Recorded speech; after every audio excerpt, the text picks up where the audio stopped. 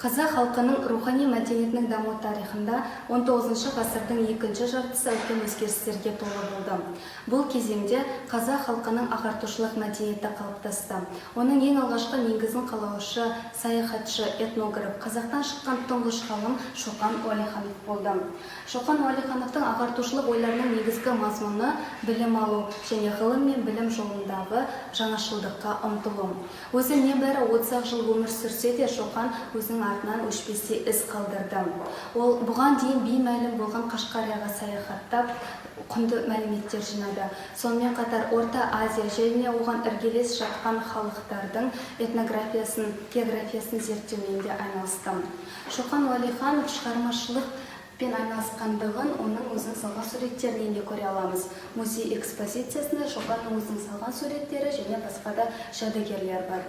Шоқанның ағартушылық дәстүрін әрі қарай жалғастырған ол Абай Құнанбаев және Ыбырай Алтынсарин.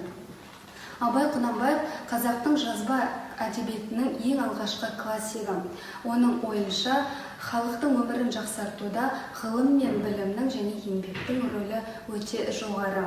Ал қазақтың ең алғашқы педагогы, жазушы Ыбырай Алтынсарин ең алғаш Торғайда қазақ мектебін ашқан болатын. Ол балаларды тек қана білімге шақырып қана қоймай, ол қазақ халқының мектебіне арналған мектептік бағдарламаны жасаған болатын. Сонымен қазақ ағартушыларының ойлары, олардың ғылыми еңбектері күні бүгінге дейін өзінің маңыздылығын, құндылығын жоғалтқан жоқ.